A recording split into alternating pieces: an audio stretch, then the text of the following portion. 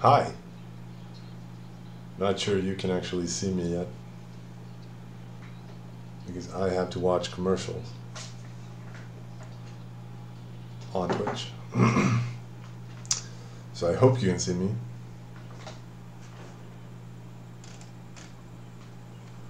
Hi everyone. How are you doing? I hope you're doing well.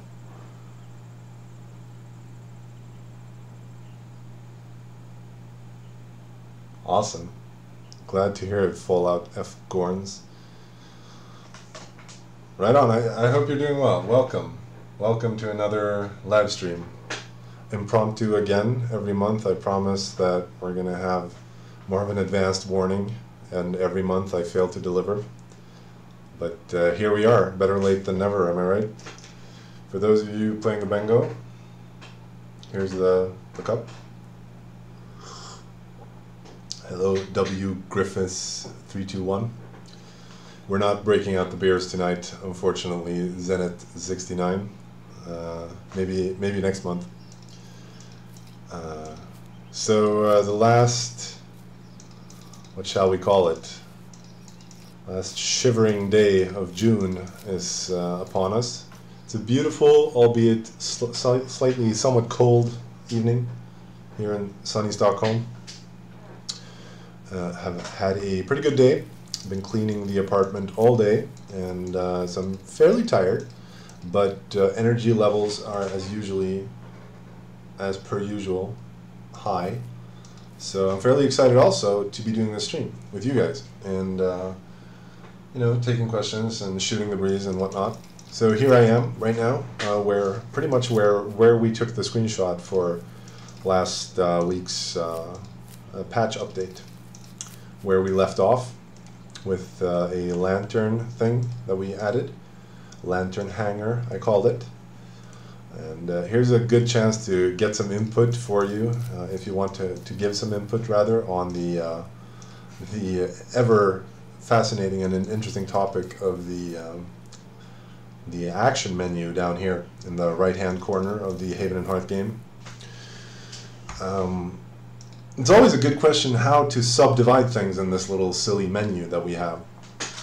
And I haven't really, found a good philosophy. For example, let's say we have an item. Let's say we take the cornucopia as an example. The cornucopia is both a curiosity and a food item. Should it go in the food category or should it go into the curiosity category?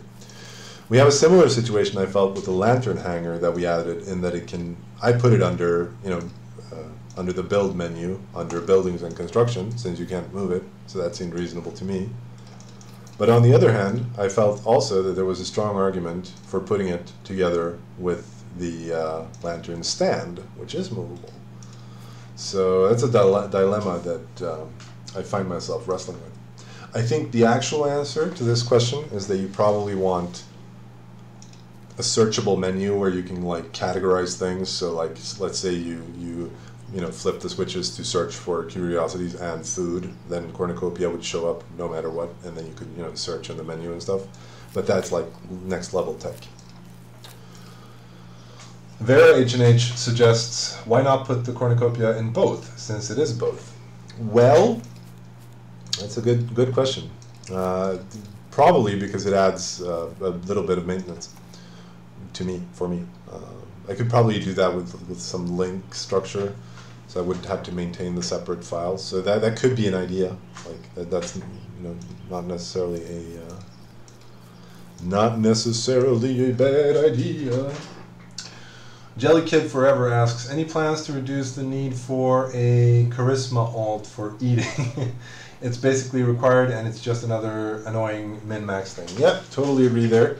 The charisma stuff is definitely on our list of things that we're going to be looking at when we do the major food overhaul that we have planned. When we go to execute this plan, the only thing really preventing us from executing this plan is, of course, that doing so would create a bit of an unfair situation in the game right now. Because if we did so, people would probably, with some right, complain that that, you know, we messed up the balance and we know people can never catch up and blah blah blah blah. So that's pretty much why we haven't touched that yet. And we're we're very aware of the situation with the food, and we're very unhappy, you know, with it ourselves. But anyway, the thing that I felt that we should be doing today, or that I imagined that we could be doing today for the live stream, was, unless you guys think it sucks ASS, I figured I could show you some of the resources that I've been working on for adding skeletons for the everything.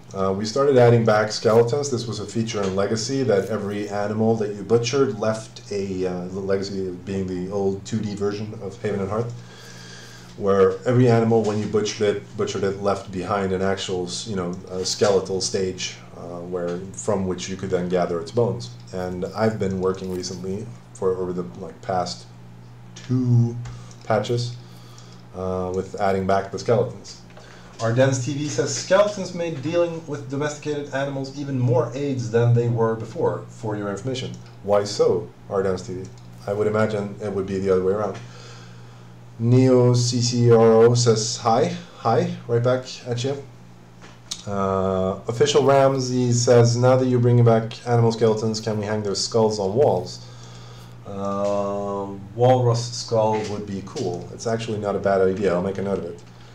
Animal skull on walls. So here's your opportunity right here. We got a cute little document going, as always, with neat ideas that you can suggest. Ardens TV's answers my question by saying, I don't do anything with the bones. Good bones come from chickens. I literally have to interact with skeleton corpse just so I can drop them. That is interesting, Ardens TV. Maybe arguably, shouldn't we rather, you know, add more of a sink for bones? Let's write that down. Sink for bones. I've been thinking a lot about sinks lately. I think we need more sinks in the game. There needs to be, you know, a sense, I think, that, you know, more resources should always be, like, you know, sought after and desirable. I think the only, you know, kind of philosophical problem that I have with all of that is that it seems to me that it adds an element that where you've kind of there's a chance that it makes you feel forced to play the game, and that would be an unfortunate side effect that I really don't want.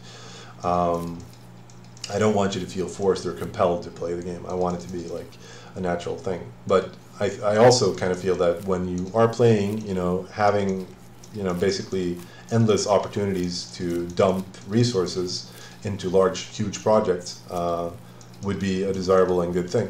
I mean, especially I figure for noobs, it could be good if they could actually provide, you know, resources even at trivial qualities, and that could be, you know, somehow beneficial or an asset to more established players. I think bricks had a cool thing going kind of back in Legacy. Again, the old 2D version of Haven, bricks. Bricks were like a tradable item. You know, for some, I don't really, you know, I didn't really exactly follow all the market developments that happened over the course of, you know, Legacy being relevant. But you know, for some time at least, I seem to recall like market prices being, you know, set in terms of bricks. So it could be really, really something. That could be an idea. So sinks, been thinking about that. Like, for example, stone could use a sink, right? I have so much stone in my base. It's not even funny from all the mining I do. So, yeah. Let's see, some questions there. Yeah, Fallout F-Gorns, ignored by Jorb. No, you were not ignored, sir. I did not mean to ignore you. What was your question? Fallout F-Gorns asks, apologies for asking, but could you say if the world is for sure around for a few months, a year? Bought some subs for support. Thank you for the support. First of all, thank you all of you who have supported us. Very gracious. Happy to report that the game is doing fairly well, despite, you know, user numbers being significantly down, both from, you know, the world being old and from this being over the summer, where we always see a dip in user numbers. But store is still ticking on at like, you know, a decent solid pace, and we're very happy about that. So thank you all for that, and please, if you have a few shekels to spare for some honorable street musicians such as me and Lofter, then feel free to contribute to the game and to the development, blah, blah, blah, blah, blah. Shilling for that. So, again, the question there was, say if the world, it's definitely for sure it's going to be around for a few months, definitely. I can guarantee you that. We're not in any, again, I'm only going to reiterate what I've said over the last couple of streams. We're in no rush to do a world reset. A world reset needs to happen for good development reasons. We need to be in a good position to do them. We need to have, we need, first of all, we need to have made all the changes that we feel relevant, you know, in order to bring about the new world, in order, you know, for the new world to have like the best possible chance of success, especially if we're hoping to keep that new world around for, you know, a year and a half, whatever. But yeah, again, bricks, Numinatoran says, I remember making bulk bricks exchange for high quality tools back in World 8. Exactly, and that was a cool thing, right? That you as a noob could help out with making bricks, and I think it had a lot to do with the fact that bricks were significantly rarer, or like rather clay was significantly more rare in Legacy than it is now, and I don't really think we want to bring back that situation entirely. I kind of like the clay is somewhat more accessible right now, but I also think the clay is arguably much too accessible. Like, there's effectively you have infinite clay. So we're playing on the test server right now where several of these beautiful creatures have gone unfed for some time. Basically, the test server is like always running, and no one is ever feeding all the animals. But fortunately, we can spawn new at our leisure. So let me demonstrate stallion. Let's make some stallions. See, it's great. So no worries. So no actual pixels were harmed during the development of this game. But yeah, bricks. The brick trade was a cool thing, and I think we can bring back more things like that. More sinks. And I think the same thing arguably goes for food. You know, on the topic of the food, you know, rework that we've been thinking about. Like, I think someone formulated it as we need to get back from the one tap meta. Like, you know, you eat one item of food and bam, you level up instantly because you have like no hunger and so many strange bonuses being applied. Etc., etc. And I think, you know, that's probably a good summation. And again, on the topic of just sinks, you know, there's some argument to be made. I think that food could play a more important role. Like, I have mixed feelings about it. On the one hand, I feel that it would be really, really good if, like the noob, like let's say your average Joe noob could, like, this will probably never happen, you know, as on account of the nature of the game and how it's set up. But like, let's imagine that Joe Noob could you know, bake 8 apple pies and bring them to the community fair and sell them at some sort of a reasonable price. Like, wouldn't that be awesome? I mean, unfortunately, I think, you know, again, on the subject of mixed feelings, I think on the other end of that argument, there's my fear that if we have that situation where like 8 apple pies are actually relevant, interesting to someone, you know, to the point where you'd buy them in bulk trades, you know, what's the botting situation going to be? How would the bot farms look? What would, you know, a serious village, you know, who wants to maintain, I mean, or that wants to maintain autarky, autismarchy, how would that look? Like, would they, you know, if we had that situation where 8 apple pies are relevant, then, you know, what crazy effects do we get in the other end of that? That being said, it still, I think, remains a nice dream to think that there's some of the in-game effects just constantly playing. And here's the Beaver Dam mock-up. You have to be careful not to walk too far here because there are some things that should not be seen by mere mortals. Yeah, exactly. But exactly, the thing I meant to show you was this. This is how we're doing it. I've been working on these skeletons. I would like to fix your situation with the skeleton just being a problem. We wrote that down, sink for bones. And I agree that the domestic animal butchering could be a more, I don't know, benign affair. I do agree that it is a bit cancerous right now. It's a bit too much work and blah, blah, blah. But we did add the butcher's cleavers, so there's always that. Well, what occurred to me, the first thing I did here, when I made the first skeleton, I was being a noob and an idiot, and I made the boar. And I basically just built up the skeleton. I made these, you know, component parts, and then I, you know, placed each and every one of them out and made the glorious boar skeleton.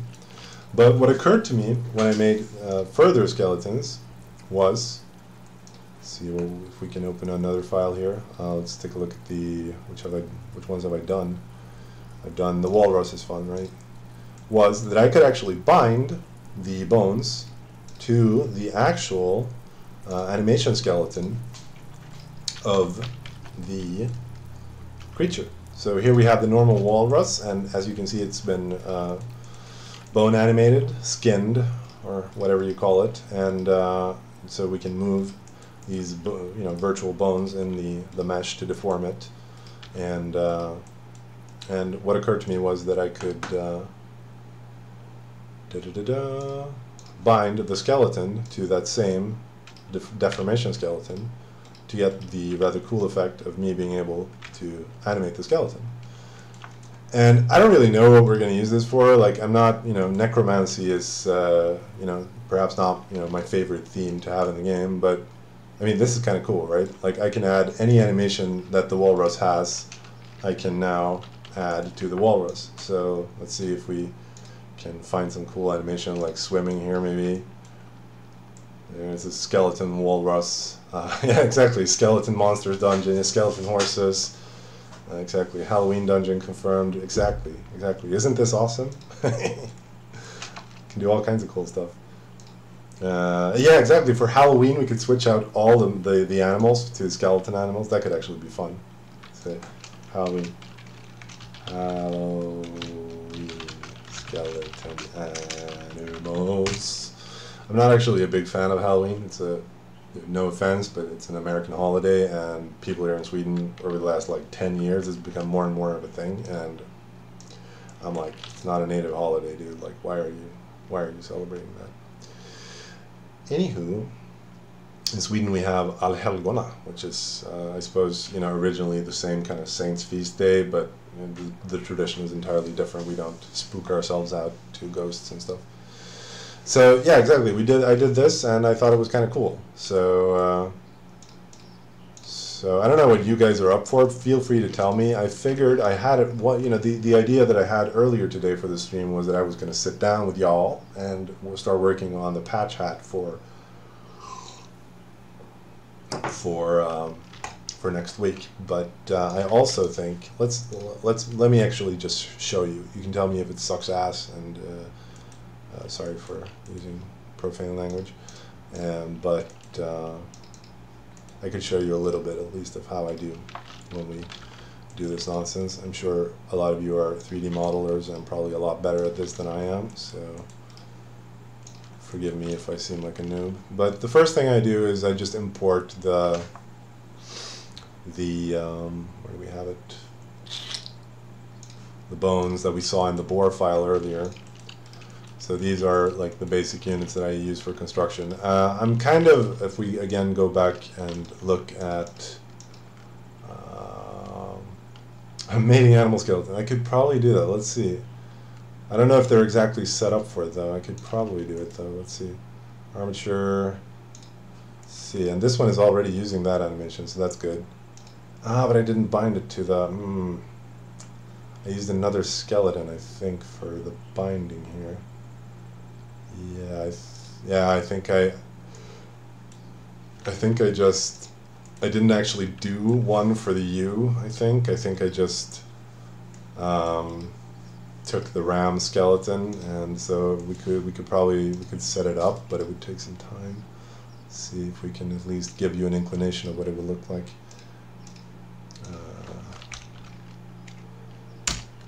So here we go.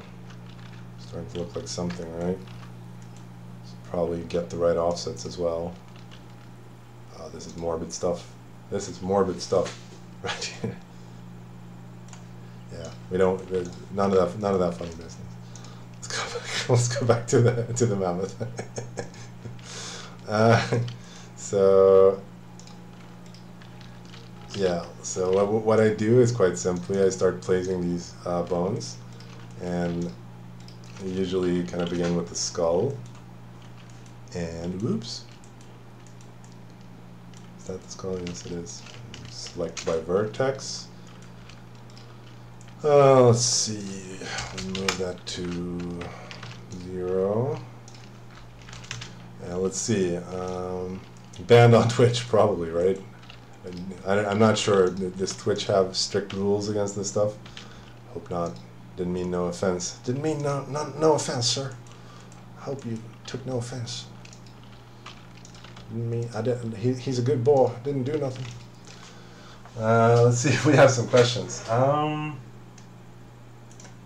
Arden's TV says, try to clear a bat dungeon so you can understand why Oak Stance needs to be changed back, probably, right? Let's see, what else do we have? Have you guys mentioned any changes to dungeons? I have a beaver dungeon from February that has an endless spawn room. It's interesting, Fallout F-Gorns, and you can't clear the room even if you kill all the beavers at the same time, because there were some dungeons that were bugged in the sense that they had like an int counter, and it was for some reason, I don't remember why, but it was like one lower than it should have been, so blah blah blah. If you send me the name of the dungeon, alternatively a character logged out in the vicinity of the dungeon, I could probably take a look at the dungeon for you. I can probably solve it for you if nothing else. We can do it. We could probably. I don't want to do it right now, but send me a PM on the forums. Blah blah blah blah blah. Bone tower made from bones to store bones. I heard you like bones, so I put some bones in your bones. Neo CCRO asks, can you kill the horses with commands? Yes, I can slay as many horses as you like me to. See where they go. There they are. I also actually kill KFGP. Kill them willy-nilly. Where were we? Yeah, right, exactly.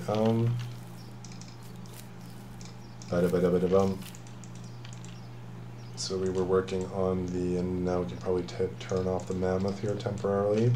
And we try to align, basically, I mean, every bone in the, we speak of bones here in two different senses. We have bones as in these, actual tissue, cartilage, whatever you call them. Cartilage is probably not the right word. Things that I'm now adding, and we have bones in the sense of the data structure that I use to manipulate meshes. And I speak now in the second, or rather the first sense. We add bones, and basically I just make them match up loosely to the bone structure here of the mammoth. And I've noticed, like, my intuitive anatomy skills are severely limited, and that, like, there were no shoulder blades or anything added to these skeletons. I could probably work more on that. So I just basically drew a child's version of a skeleton when I did this. But them's the beats, I can't know everything. I know so much already that half would be enough. And so for these bones, I mean, working with animals like this is kind of, a relatively thankful or easy task in that you can simply mirror them.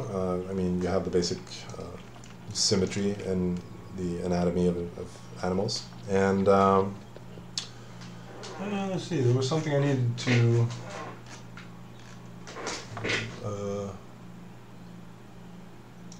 well, that's fine. Let's see, Official Ramsey says bone walls. That's certainly an idea there, Official Ramsey. Aribet says, can we have something like hitching posts where animals don't live so far away? Don't worry, I won't be taking any more clothes off. That will be the only thing you'll be seeing here today. Can we see something like hitching posts where animals don't move so far away? Maybe. Is that a big problem for you, that they move so far away? I mean, I just have mine in a pen, where it's fine if they move wherever. I've seen improvised such, stalls for cows and whatnot made using fences. So maybe that's your solution, albeit a bit ugly. So yeah, we just keep on adding these bones, basically. Add them in. See what we got here. It's pretty good, right? And now we could actually rotate it a little bit along the Z dimension. Zit. Can only, again, probably it's one of my favorite, I will probably sound like a broken record here, but I can only recommend that you, if you do 3D modeling, use the alternative for and from the future. i.e. not Maya, not 3D Studio Max, but Blender. Blender is where it's at. When we started developing Salem, actually, that was our first kind of dipping into 3D programming and 3D graphics. And I basically tested out the various options that were on the market using underhanded means, shall we say. I may have pirated some of them because they are expensive as hell, or were then at least. And it didn't really, it takes a lot of getting used to getting into a 3D program, so I'm not going to, rule them out completely. I mean, they're industry standard, all that nonsense. I get behind that totally. But none of them really spoke to me. But when I got to trying out Blender, that really, really clicked with me almost instantly. I really enjoyed Blender. I think it's a great program. It's very lightweight. The download for Blender then was like 30 megs maybe, compared to all the Autodesk products, which are, these huge bloatware things with, automatic update, blah, blah, blah, blah, blah, blah, blah, blah. And I'm like, sir, easy, we just met. First date. No need to get all frisky with me. So, for that reason, the choice was made that we should use Blender, and I've never really gone back on that. I think it's a great program. It's very, like, for anything that I've ever wanted to do, in terms of at least, for our needs, not that we're perhaps the most qualified users, like we're not making cool in-game, videos and stuff like that, or I'm sure there are, fields where the commercial products are arguably still better, but I have to say that, like, for our kind of humble computer game development needs, at least, I would never pick anything outside of Blender. I only have high praise for it. For me, very intuitive UI solutions, very easy to work with. Once you get kind of used to it, it becomes almost like second nature. I'm sure that's true of any program, but like I'm very impressed with it. I'll put it that way. It's one of the best pieces of software that I've ever encountered, and software is usually terrible, so I think that's fairly high praise. So we've begun work here on the spine, and since we don't want the spine mirrored, we're adding that to the skull here rather than to the bones here that I've done. So there were some questions. War elephants are on my to-do list. We want to do war elephants. I guess I have to figure out a way to... I mean, it ties in, I think, to the siege system, because I think war elephants should be relevant for base sieging and such. So I'm thinking of trained mammoths essentially as I would of a war machine. And so there needs to be like a role for it, where it's and that obviously leads us into the larger question of where should we go with siege. My thinking recently has been that I've kind of lost track of how many shield implementation nonsense things we've tried out now, and I'm just not happy with how shields play out. Haven't been for a long time. I think shields are a feature in the sieging of walled compounds in the game. For those of you who may not know that. And my thinking recently has actually been to move back rather more in the direction of what Legacy had. I think Legacy did a lot of things, from at least the naive perspective, right when it came to Siege. I think Siege looked a lot better, played a lot better in my, admittedly I'm observing things from a distance, so I couldn't really tell. But it's my impression that it worked better in Legacy and was more interesting. Granted, it was kind of strange that you in Legacy had the whole RAM check mechanic, but that can always be automized, I think. And I think see. Ardance TV says, whatever you do, please don't overhaul the siege system on a random Monday patch. I would never. That was a shocking accusation, so how could I would never do something like that. Throw in a last minute change to a significant feature, just willy-nilly with no, proper contemplation, proper security measures. That's not me. I would never do that. Like, certainly not.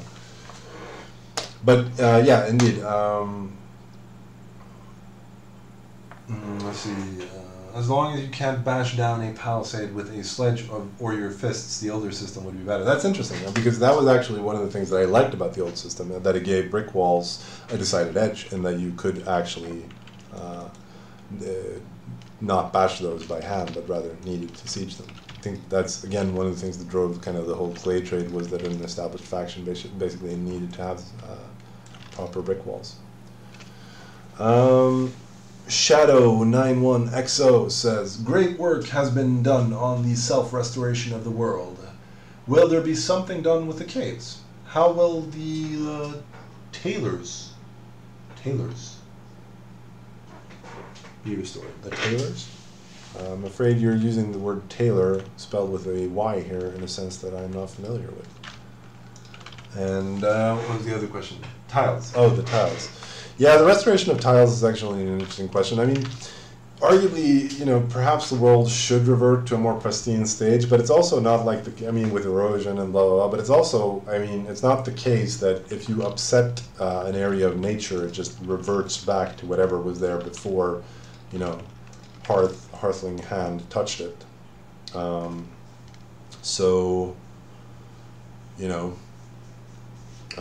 Not sure what the proper balance there is, so to speak. One of the things that I've mentioned this before as well, but I really like ruin diving in Haven, which is one of the reasons I like an older world, because there's more ruins to dive through.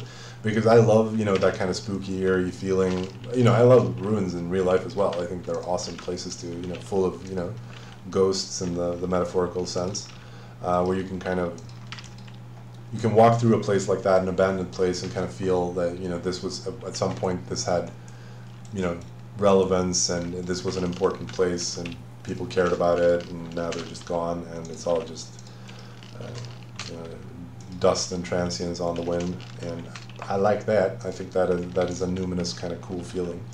And I like that about ruin diving in Haven as well. Ruin diving being the exploration of bases that have been built by players and then abandoned.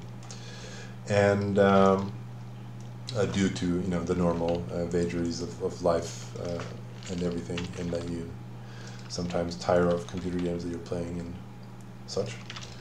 So we're working our way down the spine here. A little bit concerned about adding this much geometry. As you can see, these are hardly optimized meshes. They're containing a lot of vertices.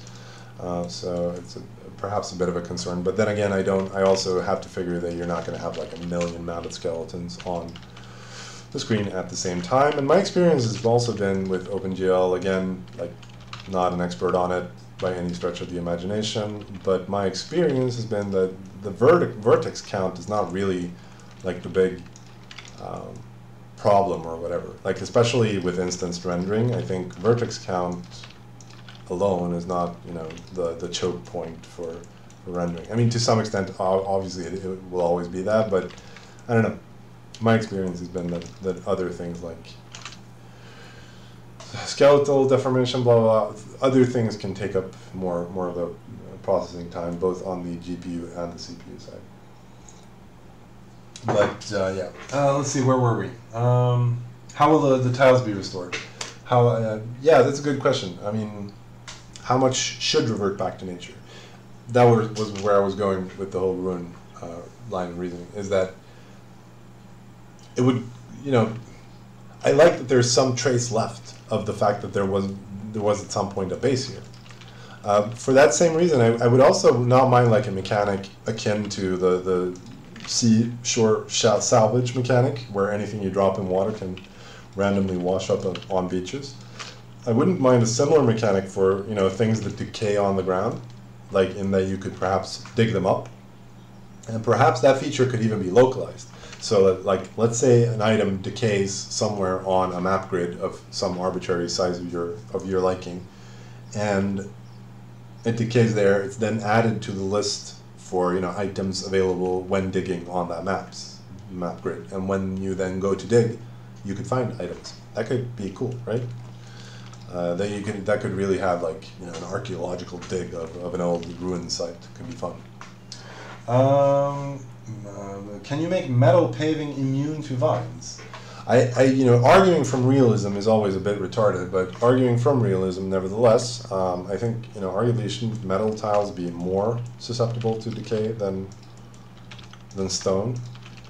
It depends on the metal, I suppose. I mean, if it's gold, I guess that won't decay, but if it's metal, or I mean, if it's iron, or if it's copper, it's certainly not going to be there several years later. So, but yeah, I mean, I can still consider that idea. So, I could definitely see making at least gold and silver paving not decay. I mean, silver decays, right?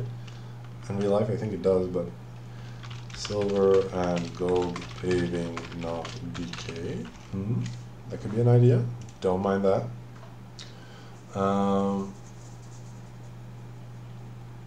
Exactly, I might own an excavation.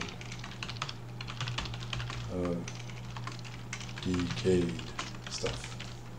That could be fun. So we're getting to the tail end of the Mammoth here, no pun intended. We're gonna soon-ish. So as you can see, this is not really brain surgery. We just traverse the spine and add little vertebrae as we go along. And now I'm thinking should probably make this one a little thicker. That's what she said. There we go. Let's see. Other questions. Not sure if you answered this, says Dreadlord Dawson. But as my laptop crashed. But bear cavalry, when? I mean, if we can tame mammoths, why stop there? Wouldn't actually, not apodictically opposed to bear cavalry. Not perhaps not a huge fan of it either, but like not a prioritized feature, I don't think. But not entirely opposed to it actually. It could be fun, especially if we like hide it behind some credo or some deep down some obscure tech tree. I think that could be at least interesting. Like you could have a bear trainer credo and then take it from there, as many steps as you like, and then maybe you have to go capture a cub from a bear dungeon. That could be fun, right? And then maybe many moons later you can somehow train that bear to be a mount. That could be a fun mechanic, right?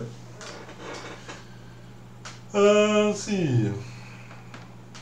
The 77 says, would be cool to have some crop diseases that spread memories of pain. Spread as memories of pain spread. Some effects that grow slower, gives less seed, etc., and can be cured. Will add something to the harvesting system that's kind of boring at some point. There's a great risk there, sir, that we're only adding more tedium to what is already obviously a fairly tedious feature, or often at least painted as a tedious feature of the game. Like, I mean, okay, so there's a cure, and then you have to apply that to everything, and then it's just a matter of actually doing that, and then it's just another task that can be easily botted. I think, the general problem with farming that I have is that you can always just scale it up. There are no like limits to how much, because mining has intrinsic limitations in that when you mine, you spawn monsters. You have to mine out new tiles. You can't actually just use the same tiles over and over again. So even if you're a big established village, you actually have to spread out. And when you do like mining, so for that reason, I find mining to be a more intelligent and interesting industry. And we've also arguably augmented that by adding more things to it, like in terms of rewards, gems, blah blah blah, all that stuff. Farming, by comparison, is relatively brain dead, and I find that a bit unfortunate, actually. I think that's a shame. But the problem with farming is that, like, if we make it too rewarding, I mean, you can just always just scale it up. So if there's a need, and that going back to the whole, there should be a sink for food, apple pie should be relevant line of reasoning. My fear there is that, I mean, perhaps we could alleviate this by adding in some ingredient that you have to go forage for or something like that, but barring that, like if we're talking pure farming ingredients, you can always just scale up your operation to fit your need. Like it's trivial. Putting more tiles under the plow, as it were, is always going to be a trivial operation. So that's my kind of concern there, is that I'm not sure that's going to be a fun and interesting mechanic, because arguably farming is kind of cancer already. So I'm not sure where to go with that. I mean, we have considered things like, maybe limit it per map grid somehow, like you can only grow so many crops in some specific area, and then you have to branch out to new areas, blah, blah, blah. But I don't know. That also seems like a little bit, unrealistic and kind of arbitrary, and I don't know, not that much fun either. So going back and forth on that, as we do on many things. Our Dennis TV says, Bruder Bona. That said, I was picturing something like the following. Siege weapons have a dry time where the attacker doesn't have to babysit it. Fair enough. One point there is that if the attacker doesn't have to babysit it, that means that the object is invulnerable for the duration when he doesn't have to babysit it. No one can touch it. That is a problem, potentially. Like, it has a bounding box that can be used to block people, it can be used to block things. I'm not saying that couldn't be dealt with. Perhaps there could be a minimum range for it or something like that, but just saying that it's a consideration. But anyway, let's go move on with your comment there. And the first attack after drying places the claim under siege for the next 24 hours, where all subsequent siege weapons have no dry time, and in exchange you cut the overhaul siege time to something manageable, like 6 to 8 hours.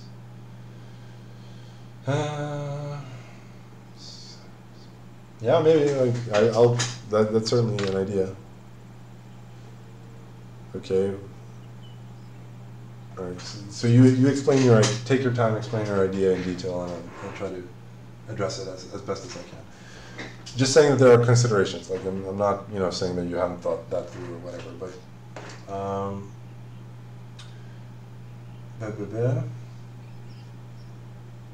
right, yeah, okay, that's fair.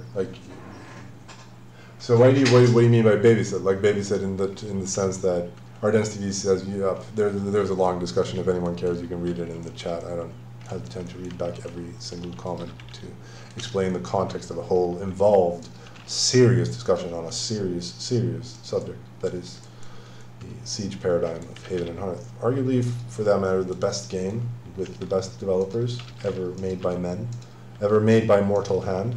And I use the term mortal lightly because that hasn't really been strictly proven yet either. I mean, we're both alive, right? So who knows? Maybe we're actually immortals. Maybe we are actually gods walking here.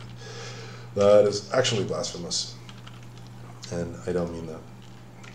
There's only one God, Jesus Christ. He loves you, and he cares about you. And if you're serious about your own life after this one and your salvation, etc., you need to find a place for the Lord in your heart. Invite him in, and he will dwell inside of you, for the kingdom of God is within you. It's good stuff. Let's see, where were we? But yeah, again, I don't like the present siege paradigm at all. Not a big fan. In that there's just so much nonsense back and forth with raising new shields and building villages to add just a shield, and derping around with claims, and it just becomes a metagame around these mechanics that we add, and the mechanics are always kind of coarse and not elegant and fluid and interesting. There's no it just doesn't, there's no jazz to it. I don't like it at all, actually. So probably whenever we redo the siege paradigm, and we're going to do that. We're going to do that before we even consider or contemplate a world reset, actually. So we're going to probably, my thinking has been for a long time that we're going to get rid of shields. So with the Mammoth, we have advanced to the point where we now feel comfortable adding the rib cage bones to the animal. These we obviously want mirrored, so we remove them from the thing there, and let's make a big one. Add them instead to this mesh where we're mirroring the contents for that nice animal symmetry thing. Maybe that was a bit big. Mopsy Pacey, an old stream friend of the show, says, "Hello, Jorb." And I say, right back to him, I say, "Hello, Mopsy Pacey."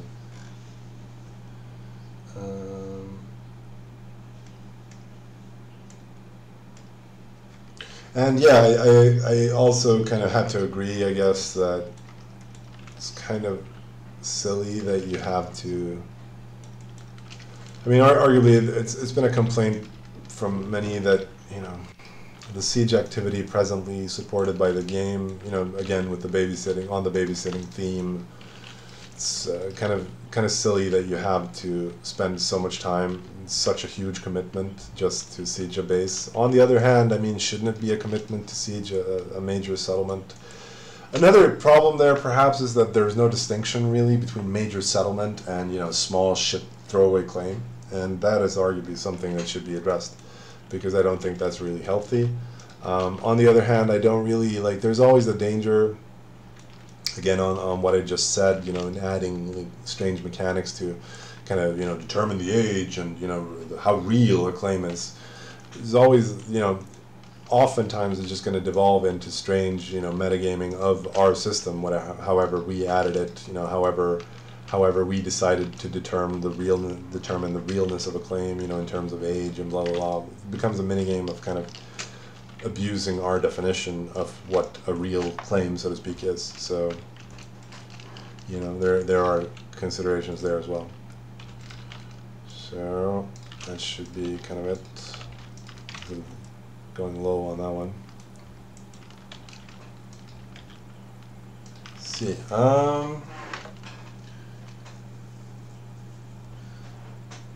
Official Ramsey says, how about have a claim shield be linked to X gained rather or in addition to LP? Like, we lean fairly heavily on the XP system as it is, and I don't think we can lean too much on it, because I think it's a fragile system. I think if we make it too important to have XP, then we're going to start seeing a lot of abuse of the system. People are going to try to find ways to exploit it. People are going to find ways, find ways to generate XP in, you know, untoward manners, like botting and blah, blah, and there will be like a too large of an incentive to explore that venue. So I'm kind of, you know, wary of leaning too hard on that system. That being said, I'm not, like, you know, counter signaling you perfectly either. Like, there could be a role for XP in determining, you know, the relevance of a claim. If we want to add a mechanic where the relevance of a claim somehow important, you know, influences how easy, blah, blah, blah, relative, hard, difficult it is to siege it down. But one of the points that I would like to make, getting back to what I was talking about earlier, is that I'm not sure that the claims should be particularly relevant at all for sieges, because I think it leads to, again, the kind of strange metagaming of claims that I was talking about. So I'm not sure, like, as it is right now, claims and shields play a huge role, but that was not actually the case in Legacy. In Legacy, claims played almost no role. That's, you know, stretching the truth, I suppose, but like they played a relatively minor role for the actual siege. I mean, you could still siege claim or no claim. So the siege machines were more independent of the claim mechanics. So we've done that. Let's add some toes for the Mammoth, and I think this was actually a hoof, but I think we can use it here as a toe for the Mammoth. Let's add it to, again, the mesh where we do duplication, symmetry, the symmetry mesh, shall we call it. We're going to join these bad boys together later when we have that bone. Should probably lean a little bit more, maybe something like that. More questions. Undiagnosed Heart says, how about adding in crop rotation? So like certain crops like wheat or barley will take a certain nutrient from the area, would need time to regenerate, growing a different, I mean, we've considered crop rotation a million times. For the record, speaking out here against big agriculture, speaking out against, you know, monoculture farming in general, like in real life, that's not what you want to do. You want to have more of a permaculture, you know, multi-species variation. Check out Bill Mollison for all your permaculture information needs. I think monoculture is, you know, essentially monoculture farming is, at least on an industrial scale, is kind of destructive and, you know, not a good use of soil and land, depending on how you do it, I suppose. But not an expert, obviously not a farmer, so I'm not going to talk out of my ass too much either. But I think there are good arguments for why permaculture is the way of the future. The way of the future. The way of the future. Have you seen that movie with Leonardo DiCaprio, right, playing Howard Hughes, the airplane builder millionaire? What's the movie called? Don't remember. This is a pretty good one, I seem to recall. Like, he goes crazy towards the end, as did the real and actual Howard Hughes. But yeah, crop rotation could be a fun mechanic, presumably, one would think, but I don't know, man. Like, I mean, at the end of the day, what does it change? Like, I'm not saying that, like, we shouldn't add it. I'm just going back and forth on it, like, considering the pros and cons of it a bit, and I'm thinking, like, what does it add? Like, I mean, at the end of the day, does it just become more tedium? Bad Boy Onip on the forums has a post that he links to occasionally called "Tedium, a Feature," where he kind of derides the willingness of a lot of people to just add more work to the game without adding more fun to the game. Does crop rotation add more fun to the game? That's my question. You know, arguably, like, why are you even playing a computer game? Like, why are you? I mean, Haven and Hearth is to some extent just a work simulator. So what's the fun in that? I mean, I suppose part of the fun for me is that you can work in Haven without having, you know, yourself taxed into oblivion by a criminal multinational superstate. So that's always fun, or, you know, an aspect of it at least. But you can work without being taxed to death. But barring that, what's the purpose of it? Like, why do we have any work related task at all? Because you can build things, I guess. I mean, that's the upside for me. That's what I want to do when I play the game. So we're almost, I think, nearing some sort of completion on the Mammoth here. So thank you for suffering through this grueling experience with me. Here's the fleece mesh for the animal. Here are the tusks. These bad boys we want to add to the mesh as well. So we're gonna just copy that right off. And the material, ivory and bone, that's right. So these are obviously going to use different textures, so we're going to have to make sure that here's the Mammoth texture. We have to make sure that we can link in the various textures, because here for these I use another texture. So for those of you not in the know, a texture is simply a 2D image used to project color onto a mesh in 3D graphics terms. More questions? Read the whole thing. Yeah, what if the land doesn't have enough nutrients? Yeah, I mean, yeah, I'm not gonna rule out that idea. We've considered similar ideas ourselves. I think there's one aspect of it is like, will there, or, you know, one potential problem that we saw with the whole, you know, you exhaust the land by planting a bunch of crops on it. One problem that we saw there was that, you know, there's some risk, at least, that, you know, we introduce a strange mechanic where you have the ability, or, you know, where you can, you know, grief people by planting lots of crops around them, and that seems really, really retarded. So I don't want that. But if we could find a good solution for that, then, you know, I'm more up for the idea. Mopsy PC says, Jorb, your thoughts about role-playing in Haven Hearth. Did you know about World of Warcraft's Argent Dawn RP server? No, I was not aware. Please inform me of what the Argent Dawn is. I think Haven has a natural element of role-playing that I don't mind, or that I think is really, I think we need a bigger skull here, right?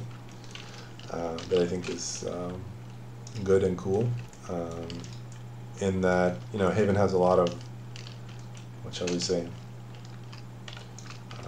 natural means of role playing, and that you do actually encounter people in the woods, and you do actually have like, you know, natural role playing like that, where you don't, not even that you're necessarily playing much of a role. It's more that you have a role in the game, and you know, that I like. Actual more like LARPy stuff, shall we say, somewhat more skeptical of.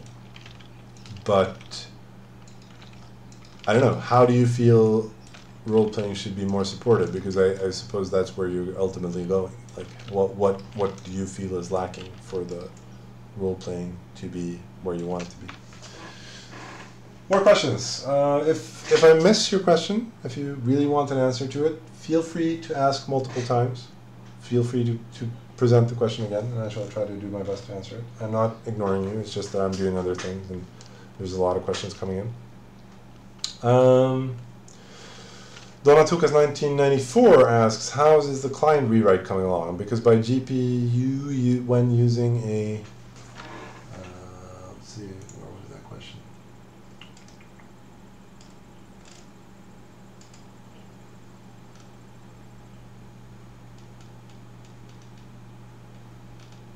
Where'd it go?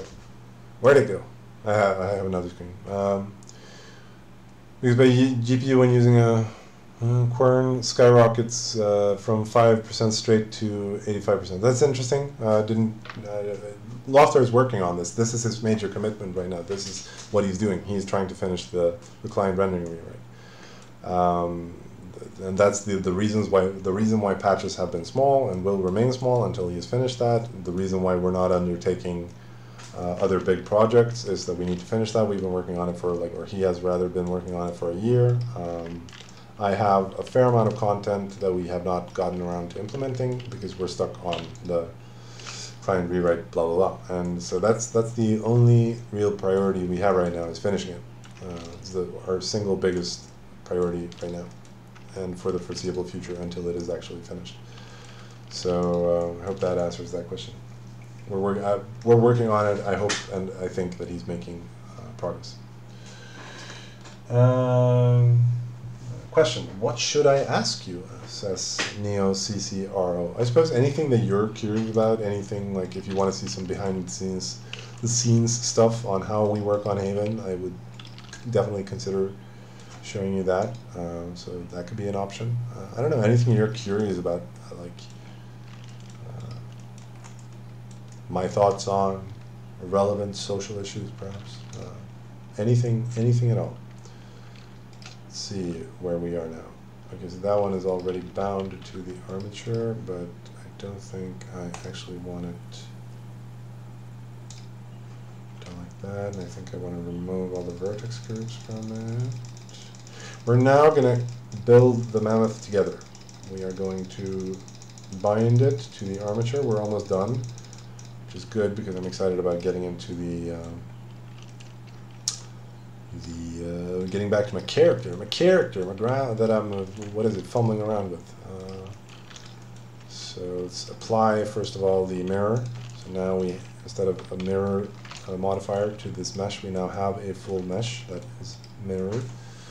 So now we can add these things together. Add this to this.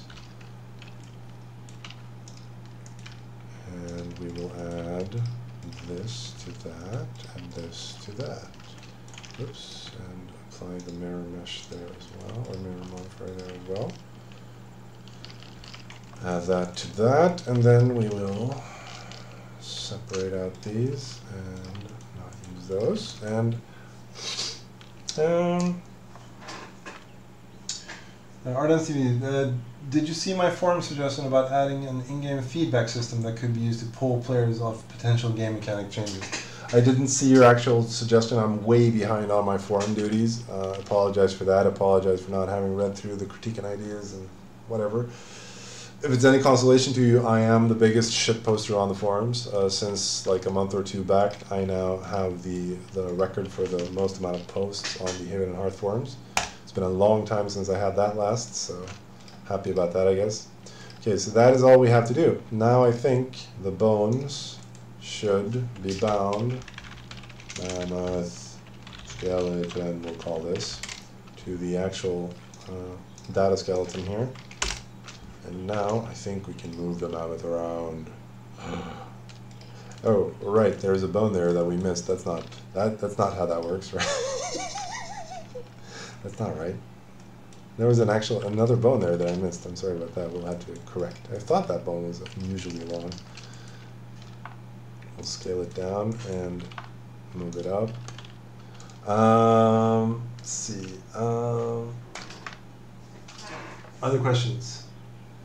Hey man, I'm coming for your post count, says Jordan Close. That's great. Can I get a shout out? My name is Cohen, pronounced as Koen, from the Netherlands. Hello, Koen. Is that just a dirty trick to make me say that word? Trying to fool me, sir? Trying to. If we have a saying in Texas: if you fool me once, shame on you. Fool me twice, well, you're not gonna do it again. Let's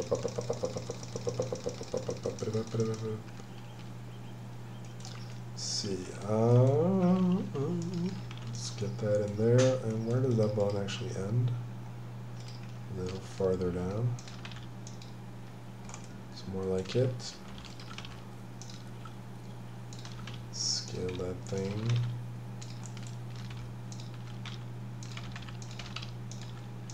Scale it up a bit. Move it. And something along those lines, maybe. Could be good.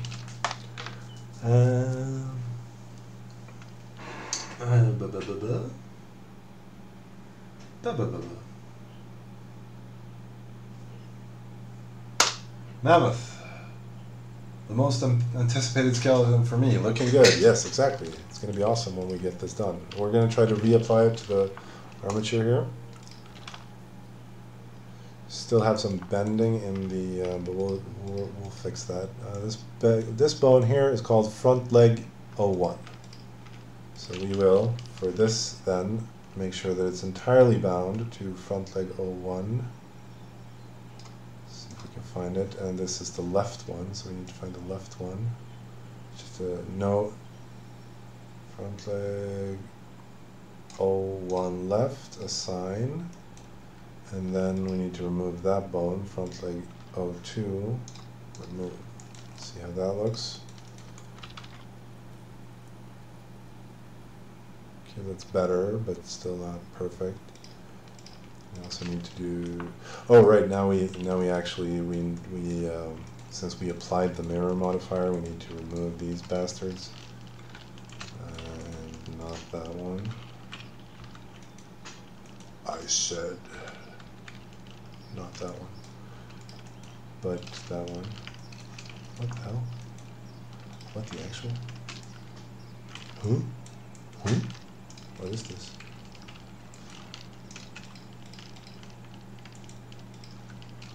What? These fused together somehow? Why? Why? How did that happen? I've never seen that before in my life. We'll remove those. We will add back a mirror modifier. Seems right, right? Questions? Dreadlord Dawson says, speaking of ruins, have you considered having existing ruins at world start for if when the next world rolls around? Maybe have them have some sort of similarity to major cities in the previous world. I have considered, like when we do world resets, like adding in a ruin, like taking the previous, taking the world map and combobulating it, and using that as a base somehow for the next world. Including like ruined cities and stuff like that. But A, might leave room for exploits. B, a lot of work. C, could be really cool though, like if you do it right. Like maybe, especially like if you put it on like lower levels, you could build like a strata where like the world from 5 worlds ago is on the cave level 5. That could be cool. But that obviously implies taking a kind of longer, longer term view of the game than I think we were able to support at present. So, Dorotakas 1994 says your thoughts on E3 and in what if scenario you guys were to participate in E3, how would you approach it? I don't really know what participating in E3 would imply or mean or entail, so I don't think I could really give you a good answer there.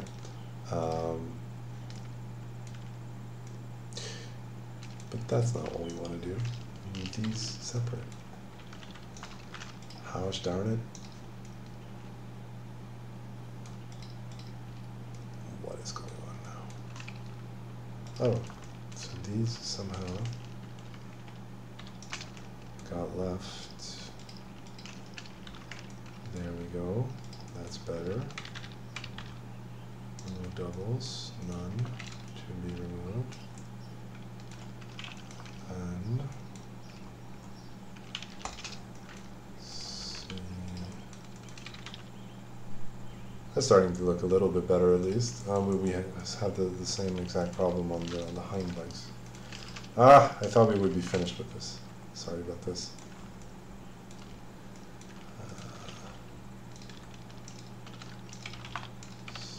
Me making noobish mistakes.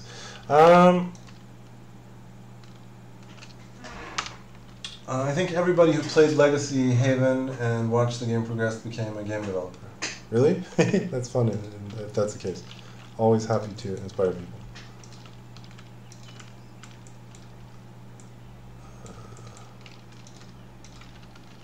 Yeah, we've been at this for a long time now. Let's see. I think so. Yeah. What did you do before Agent H? I was studying law. That's what I was doing. Seems like a long time ago now in a galaxy far, far away. But that was what I was up to when me and Loftar started first god cracking on building Legacy Haven. That looks about right? Seems like that's exactly what we want to do, right? We're just going to do it like this. We're going to remove everything again. Try to reapply it, see if that works well. Hopefully it does. And let's see. There we go. Not really, but maybe better. There we go. That's starting to look like a little bit more like something. Let's see if we can. It's not perfect yet, but I'll make some adjustments later. We'll call that finished for now. Yeah, what happened there? Oh, right. So the fun these tusks got apparently bound to the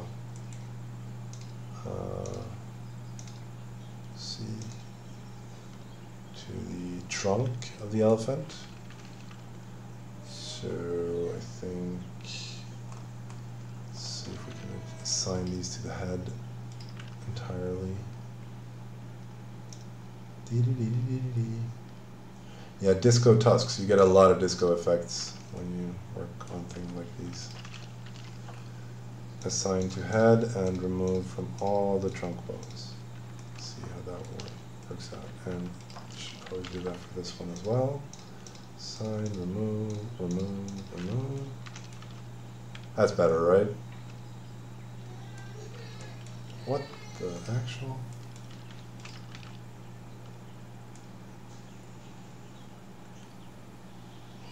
Why do that though? Oh, because they're mirrored, right? So there's that.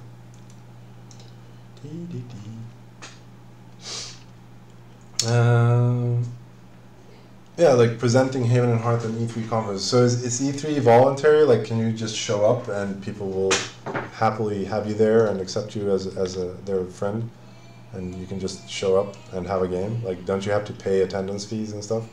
Doesn't that cost money? Is money not a scarce resource? These are the questions we have to ask ourselves. So this is, coming together somewhat. I think, we're not really done yet. I mean, I think these legs look much too spindly for one, but, such things are considerations aside. I think we're making a lot of progress here. So I think, at some time, at some point in the near future, I think it will become clear that that will indeed be a mammoth. So let's take a look at our character.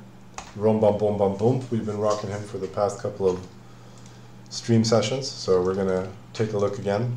I noticed that while I was gone, someone has been kind enough to build a post box and donated some equipment, including a metal axe quality 71, which is certainly better than the stone axe quality 10 that we have rocking. So we're gonna switch that up. And I also noticed that I've run out of curios, so we're gonna try to get on that. Let's see.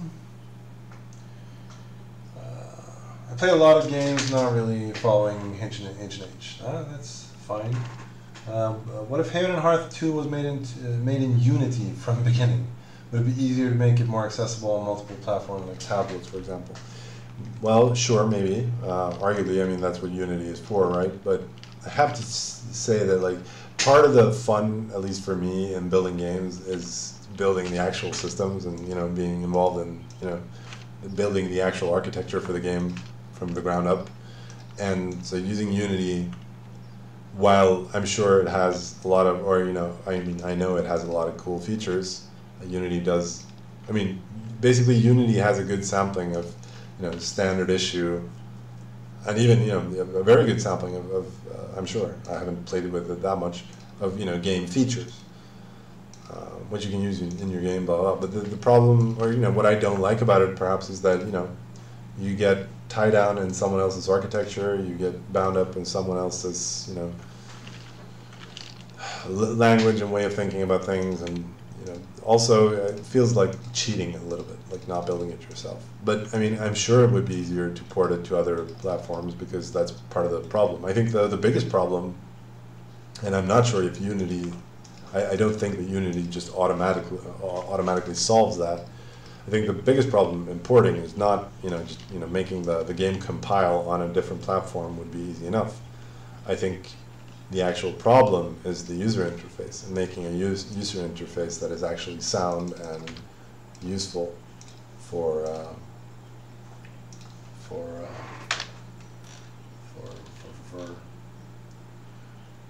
I notice, says Official Ramsey, that there is a house there now. Yes, someone built a house just outside my claim as well, but it seems to have been decaying, and we're going to let it decay because we're going to build our own house eventually. Let's make another feather duster. Make a couple of these bad boys and throw them on the study desk that we built, that we accomplished last time.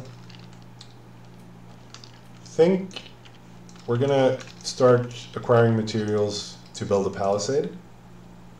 I think that could be a worthy goal for us, and so obviously it will take some doing, but I think we can do it. If we have where there is a will, there is a way. Is that not what they say? I believe that is what they say. Oops. Yeah, a better way of harvesting dreams, or rather perhaps a rework of the dream mechanic, where dreams are not just some strange thing that you harvest. Ay, caramba, I have no bones. I have no bones. What can I actually make? I can make this. I can make a Grand Haruspex. I shall make one of those. I have the resources for that. My mouse wheel has been nothing but trouble for the last couple of. Could make one exactly. That is great. That's great and glorious. Let's see. When will you go mining? You will need metal at some point. Exactly, I will. And we should probably start working towards that as well. We have another runestone here. Great game, fellas. Keep up the good work, says Lord Pale. That's great. That's a yes vote. As you can see, the paving around this old base that we're working with has started to decay. This is kind of cool. Just adds to the feeling of, world regeneration and decay and all that. So where did we put the yes votes over here? Yes, we did. We'll put this one over here as well. The yes votes. So now there's a tie. There's a tie. 3 votes and 1 undecided. That is the very definition of a tie here. So we're gonna go mining at some point for sure. I think there is even an old mine hole here, so we're well set up. Though I think we need a battering ram to actually go mining down there, so we may build our own. Let's see what else. We need some straw to make a straw doll. I think we can make that, right? Right. Where's it even? Toys. There we go. Toys. Do we have any string anywhere? Oh gosh, now I'm really fumbling here. Really fumbling. Sewing fabric. I usually have that one on 8. See, tentacles are claiming the earth, exactly. Says, Sagel's A Plant TV, is it the same character from last stream? It certainly is. We'll be, I think, playing this for as long as the world lasts at the very least. So we'll see how far we get and what wonderful magical adventures we shall encounter and have. There we go, straw doll, excellent. But yeah, so the whole process that you saw me go through there with the mammoth, that stuff, we got to go through that for every animal.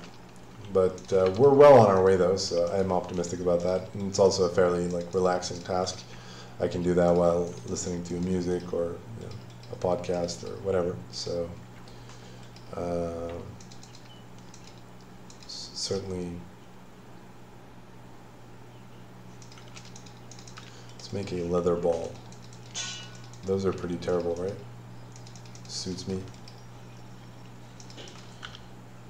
But yeah, I'm really can't tell you enough how psyched I am about actually seeing the completion of the client rendering rewrite at some point, because I really want to move on. I want to do other things. I want to do more dungeons. I want to do ultimately object control objects. I want to do all the stuff that we've been talking about.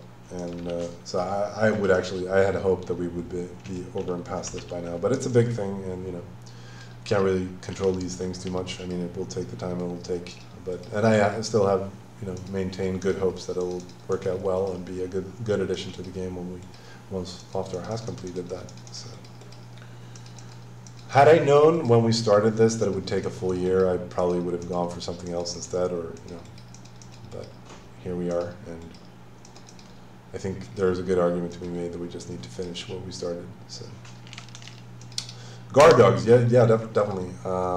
So the wolves, I've shown you those before. Wolves are pretty much, that content is pretty much finished, or a significant part of the resources at least are finished. Let's go on a little expedition. Let's go scavenge some stuff and find some curios and such. Go on an adventure. So really excited about finishing that up.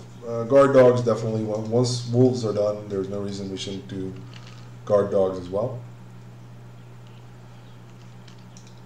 Oh, what do you know? I'm way over since I left my realm right here.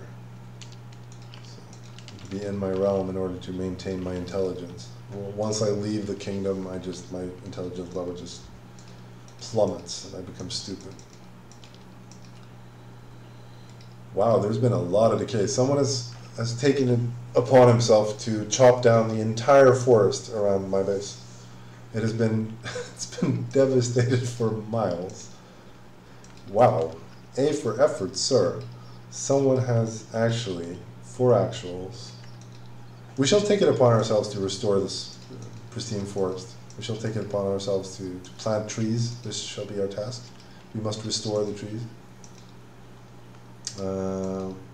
Dogs for helping keep track sense. Yeah, that would be a cool idea. Dogs should definitely help with that. And I think dogs can be used in real life for truffle finding as well. I think pigs we should definitely add truffles and truffle finding for pigs. That could be a cool mechanic. You could take your pig for a walk and it could sniff out truffles. And truffles could be like an awesome mushroom. That wouldn't be terrible, I don't think. Let's get some more water. So we found a squirrel, some dandelion. So how far did this devastation spree actually? This is, you know, obviously the problem with live streaming this game is that basically retarded people are going to retard. So someone has apparently, I hope whoever did this derived a good and decent amount of wholesome, healthy fun and pleasure from because obviously they put the work in. Or maybe they just put a bot in, I don't really know. But they've devastated, they've cut down the entire forest that used to be here. They have chopped down, so just run roughshod over this once beautiful forest like Genghis Khan, and there's basically no forest left. I mean, how far does the devastation extend? That is what we will eventually discover and find out.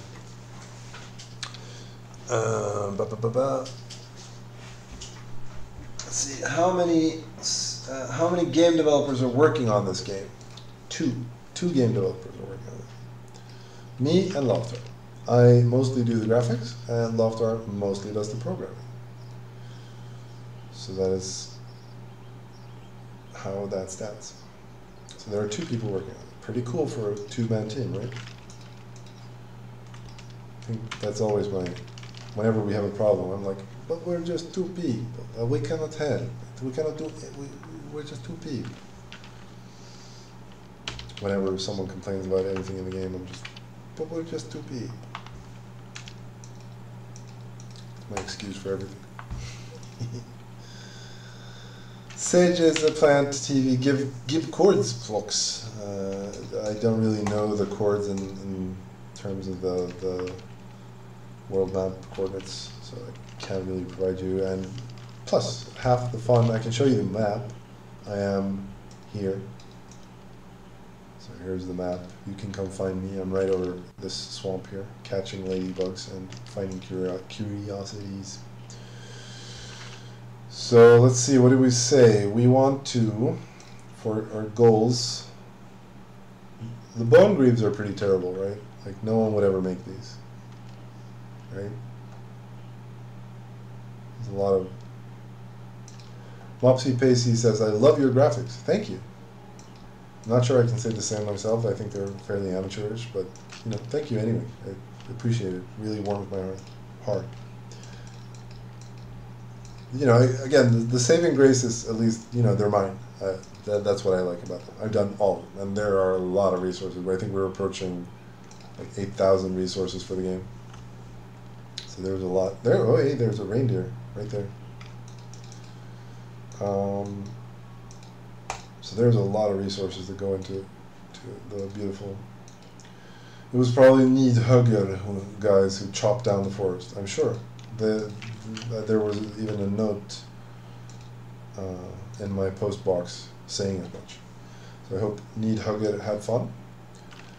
And fortunately, the world is huge, so they're not really making that much of an impact on it by chopping down a local forest. It would be kind of interesting if someone actually decided to, you know, really try to devastate the entire world. It would be kind of, oh no, we're being chased by a Wolverine. Don't think I can actually take on a Wolverine right now, because I don't think my stats are where they need to be for that. So I think I'm just going to try to dodge it.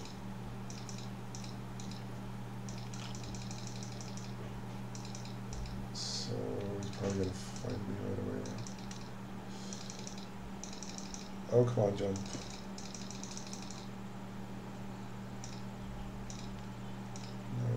We're going to try some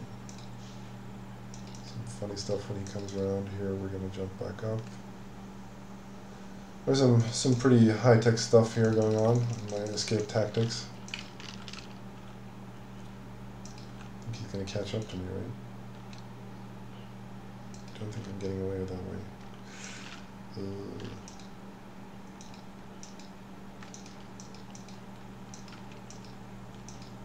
Sucks. But here's another ridge coming up, so... Should have done Strider. Yeah, I really should have. Yeah, we should start a Credo as well. Definitely do that. Oopsie doopsie. Is there a cave? A cave anywhere. My kingdom for a cave. Oh, good. I think he's chasing a squirrel instead. That's actually cool. That he found a squirrel that he wanted more than me. So he's going after that. I hope he doesn't kill it too fast so I can still get some time to get away. We're making a really good escape here. That's great. There we go. Got away from him. Some yarrow down there. Let's pick that up.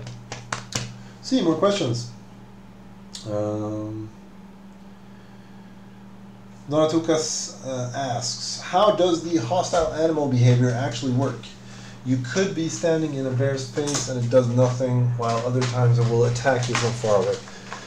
I don't think it's more or I know that it's not more complicated than it has a timer, and eventually, every now and then it checks for enemies, and if it finds an enemy and decides to aggro, which is just a random roll, and it does so. And I think this is something I think we spoke about on the last stream, something that we could definitely work more on, is more natural animal behavior. I think, you're right to point out here that animals don't really respond to player actions as much as it, arguably should. Like, my experience with wild animals, at least, is that they don't allow you to actually walk up to them and basically start petting them. They respond to that. They move away, and they're shy creatures for good reasons, because eat or be eaten, sort of. Life is nasty, brutish, and short, so they run away, and they should probably do that more in Haven as well. We could have definitely more natural behavior like that. Like right now, there's no real logic for animals. We'll make a note of it even. Animals should respond better / more to player actions. I think that wouldn't. I think there are a lot of easy implementations they could make to make it a lot more believable. So I think it could be a relatively easy thing to work on. Just for a Monday patch or whatever, we can do some small changes to make the animal behaviors, I think, a lot significantly more interesting. There's a snake over there, so we're going to be a little bit wary about that. Jordan Cole says, also, did you look at the infinite bat dungeon spawn I sent you? Yeah, did I? No, I did not. Did you actually give me any way to find it? Did you give me a name for it, for example? I did not look at it. No, I don't think so. Because that might be the same bug that I referred to earlier. Your problem is that there is an infinite spawn room, but it doesn't actually clear even though you kill all the bats in it. Yeah, well, there's a lot of we're just two people, Jordan. We're just two people. How can you expect me to react to every little bug report you send me?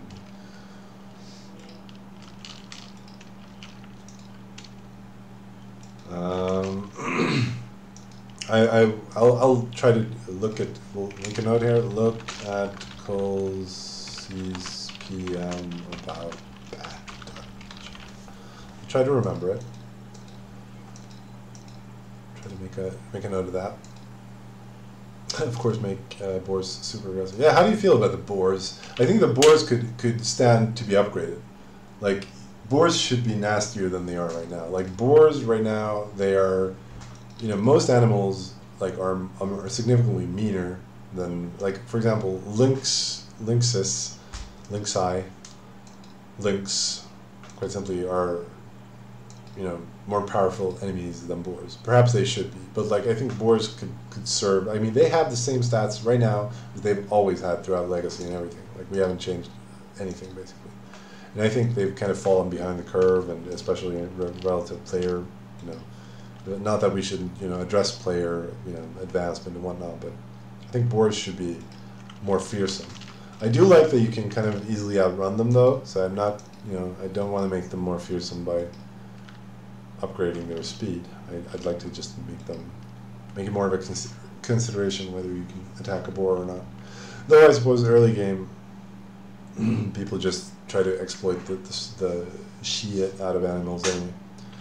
Feel free to, by the way, what are the exploits for hunting these days? Is it like boat hunting? Is that the thing you do, like boat hunt and then shoot with arrow? Is that the cool way of hunting when you're new in a new world and whatnot? Because I would love to plug some holes there and try to make the animals, you know, try to have the animals instill some more respect and terror in unsuspecting noobish players, especially, you know, if we make a new world. See, questions? Maybe make boars be in groups, like the social animals they are. That's actually not a bad idea, because pigs are indeed social animals. And so that's not a bad idea at all. Lynx necklace, that's certainly an idea as well. Here we go. See, this is what I think is cool. Like here we found this abandoned base, and that land is actually still owned by someone. Why is that? And it has a ton of resources that we can gather, and you know, it's evident that something has been going on here. There are old gravestones, love those. Let's put some flowers on them. Let's try to read these and see if there's anything going on here. Andhrimnir, the third, fourth, and Guloxards. They all lie here. Try to press F to pay respects to all those who fell. Shout outs to anyone who played those characters. Let's try to get a feel for the quality here.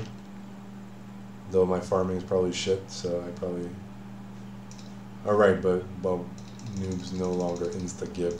Let's raise our farming a little bit to whatever. Let's try to get some... So that's some barley, and I think we have barley already. This is terrible quality.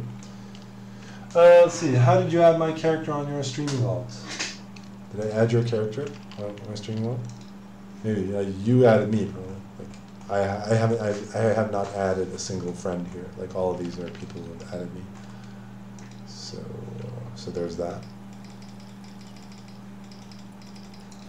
So all the good stuff over here is owned by someone. So, and here's another cool thing. Like I suspect that whoever owns this claim, which is still active, has tried to move in here and settled in these ruins. And also, like, aren't these pretty cool ruins? Like, it's evident that, you know, someone did a lot of work here. We have so much nerve damage. Right, we were, like, weren't we like manhandled by a snake last time? By a viper? Or like by an adder last stream? I don't even remember, it's like been a month. I think we were. And we were left with a bunch of nerve damage. We accrued the nerve damage somehow, and the only way is through adder bites, so. Well, what do you think about wounds? Always more, right? Always fun with more wounds. I love the wound system. I think it's one of the best systems we have in the game, I have to say. I really like it. I think we could do more with it. I think, like, the wounds, right now, when you treat a wound, the wound instantly transitions fully into a new wound. One thing that we've discussed doing and that I would like to do is have the treatments kind of rather occlude and cover up the underlying, you know, original wound, but still retain that wound, that information, so that we can do things like, you know, I don't know, unravel a bandage and restore the old wound and stuff like that. That's a system that I would like to add. So more wounds and more permanent wounds as well. I like every permanent wound we add, like nerve damage, which doesn't heal itself, really adds a lot of value to roots, which is the ancient roots, which is the one thing that heals everything. And I really like that mechanic for some reason.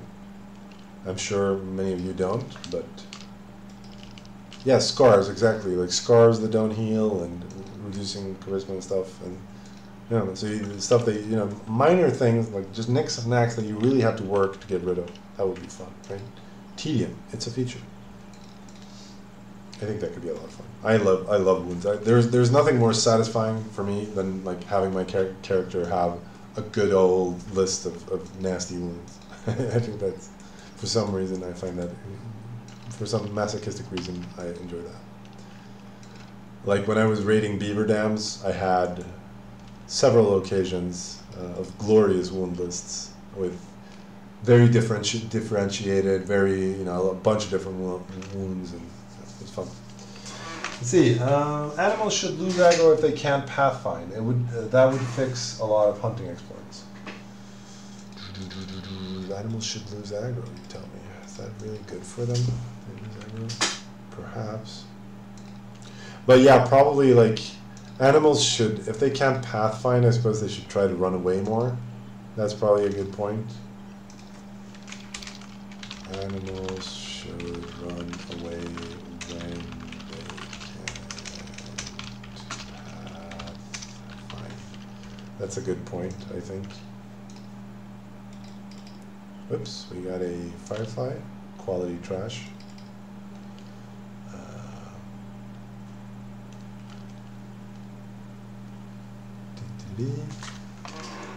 Did I miss any good questions? Instead of having to run from the plethora of newly added aggressive enemies like you just did, there should be a mechanic where you can roll a die to scare them. Like if a snake or a wolverine comes barreling towards you and you stomp and put your arms up, it might run away. That's actually not a bad idea. Like play dead, something. Yeah, yeah, definitely. Like play dead, scare animal. Emote? Could even be an emote. I love it when emotes have like in-game effects. Like for example, we added so that a lot of quest givers will ask you to go just laugh at another quest giver and stuff like that. I really enjoy that. So just doing an emote where the character goes, for example, that could be fun. And then that could potentially scare animals. That's a good idea, right? You gotta have the animation. The best emote is clapping. Is that not so? Especially with the kind of autistic sound added to it. Love that. The dab. Really cool. There was a good suggestion to have him dab in opposite directions every other time, and like maybe every third time you could just do a full-on. We're not going to go there. This is a family-friendly stream. We don't want to break the politically correct, I'm sure, Twitch guidelines for what you can and cannot say on a stream. So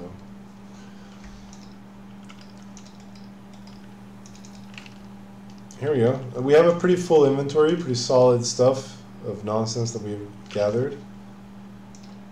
And we have no belt. We need to get a belt going. What do we need for a belt?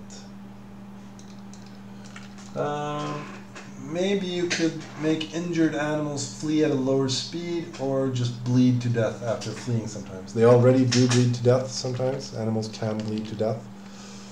So we already have that. But I don't know. I just don't want to make it too trivial. You know, like if they slow down when wow, we found the stash, boys.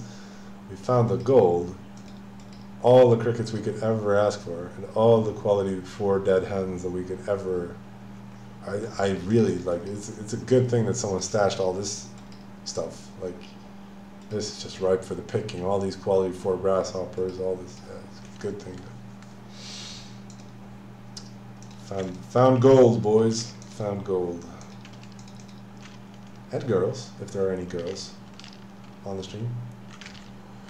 Let's just pick this flower and jump home. Maglor Melwansul asks, any reason still coated in leeches? I tend to just leave them on because and that's also retarded. Like bloated leeches should not be beneficial because being full of bloated leeches actually prevents you from receiving new leeches. So that's the reason why I just tend to leave them on at some point. And that should probably not be the case. you should probably get like diseases and stuff when you have leeches that you just leave on. So someone made a Jorb dab video. Pretty cool. Pretty cool. Let's see, we have some new crops that we can plant. This is glorious. We shall do so, especially with the farming skill that we just raised. Plow a couple of tiles here. 2 to be exact. Plant this wheat. What qualities are our own barley? What quality does it have? See, some mechanics are super rare emos. Like if you're very scared up and look super badass, you can unlock a soul crushing stare plus threatening point. That can make bears flee. Yeah, it could be cool. The bear scare. We have better quality barley than this, so we're just gonna give that to the birds. Just replant here.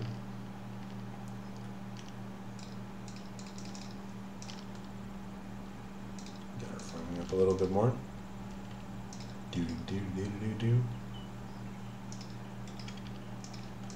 Boom. Let's put some meat and potatoes on our table. Probably stand to eat a little bit since our hunger meter is exhausted. Which means we have no gains right now. No mad gains, bruh. We gotta get them gains. There we go. Heat up a little bit. Out of water as well. Boom. Gain the all-important dexterity. And let's flay these chipmunks, or squirrels rather. Boom, boom, boom, boom, boom, boom, boom. And this is where we put the entrails, right? Stash these here, and we'll drop the bones as well. And the hide we'll stash, and we will stash the yarrow as well. Bird feeder could be a good thing, right? By the way, any little pieces of furniture that you want in the game, feel very free to suggest them, because it's a very easy thing to add, like making. Like the lantern hanger that we did last time, this thing took, I don't know, maybe like an hour and a half, 2 hours tops. So it's a very easy thing to add if only, you know, I can remember and have a good idea for something creative and fun to add. Feel very free to suggest like good pieces of furniture that you would, you know, which could also, on the LARPing note, help your LARPing. If there's anything you feel like you're missing, feel free to add it. I even added the face cutout standee that someone wanted, so I'm very open to adding more furniture. It's easy to add, and it's kind of fun to add as well. I think it adds a lot to the game when you have, you know, decoration opportunities and abilities or possibilities. Oj, here we have. Aj caramba, här är någon som verkligen inte gillar mig alltså. Det skriver så massa skit där, alltså, oj, död till alla träd. Lite svenska, lite kulturellt språk. Till skillnad från den barbariska engelskan som vi vanligen tvingas hålla oss med. Ärans och hjältarnas språk. Right on. You should really learn it. It's arguably the most cultured language in all of Europe. So, attack dummy, yeah, training dummy, attack dummy. I've been wanting that for a long time, but it's not just a piece of furniture. I think that requires some mechanics. Like, it would be cool if you could like set a combat deck for it and stuff like that. So it's more. I have made a note of this since a long time. There's even an old SketchUp I did for Legacy actually. So Legacy actually had graphics for a training dummy that we never got around to implement. So that's been on my list for a long time. Zentet69 says more super rare curios, 1 in a 10,000 chance type thing. Bad dreams, mutated crops, additional gems, butchering drops like Salem. Yeah, that's good things. Super rare curios, mutated crops. What else? Butcher drops. gems, bad dreams. Yeah. The good ideas, all of those. Some butcher drops could really be good, especially if I think for domesticated animals. Because domesticated animals, I feel like, especially their meat stages, could generally use some buffing, I think. So, might not want to make them too good because we still want hunting to be relevant. But yeah, could definitely do some things like that. Skeleton mobs is one of the things that I'm really loath to add. I don't really want to go down that road because that's just too much of a trope for me. That's I'm sure it'll happen eventually, but I'll need 10 years or so to soften up to that idea. So because as I showed you, like we have the skeletons already for free basically, so I would like to use them somehow, but maybe the Halloween bait and switch could be enough. Let's see, what did he say? Get string for rope for the pally. That's good. That's a good call. Let's go see if we can. Let's do some exploring. Let's check out this river right here. Explore further down and try to pick what are they called? The cattails that grow there. And yep.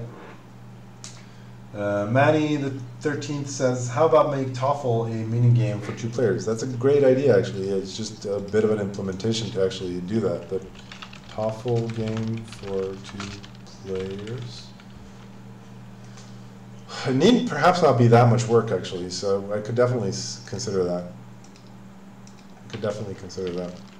It could be fun. I mean, the problem, I suppose, is the actual, like, how do we... I suppose it could just be an just an interface that you can open with someone else somehow. Could be fun.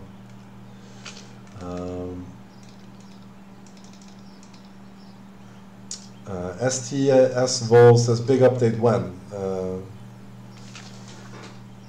Something with basic mechanics rework, not one hat, food, curio, item. Big update when client rendering rewrite is finished. Basically, until then, we're taking it easy. Or rather, the opposite of taking it easy, i.e. Software is working very hard on the client rendering rewrite. So that's a lot of work, and I think my judgment call right now, at least, has been that we're better served long term if we actually finish that, because it's a roadblock that is holding us off from bigger and better things. So I've kind of been wanting to invest some time in finishing that up. On the other hand, we've been on that track for several months now, so arguably there could be some argument perhaps for trying to make at least one bigger patch at some point. We'll see how it shakes out. We'll meet again on Monday, me and Loftar, and we can discuss all of these things and matters. Display cases and tables, that is a good one. I've made a note of that previously. There was a problem there with presenting that information from the server to the client in a good way. I mean, we obviously all already have some support for stuff like that, so it's not as if we're entirely bare on that point, but I don't think we're perfectly where we need to be, so I think that would require some systems development, unfortunately, which I don't think we can really afford to do right now. But yes, display cases have been on my list for a long time, so you will get those eventually, sooner or later, because we're in this for the long haul. I think Haven will still be around 10 years from now. I have a strong suspicion.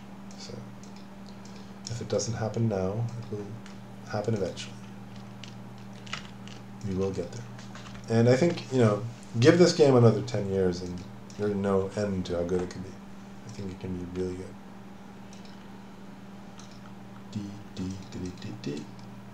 Let's see, trophies like bear head and fishes. Yeah, fishes. So the fishes could actually definitely use a. There's another annoying thing. Like, you can't actually get water from deep tiles. That's very annoying. Get water from deep tiles. Let's see. I should be able to just have like base-to-base contact should suffice, right, for taking out water. It's stupid that I have to be like in a boat or and I can't even do it while I swim. So.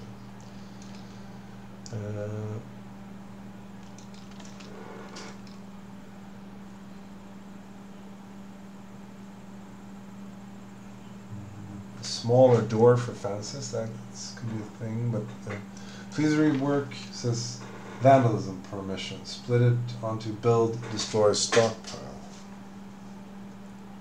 You don't say.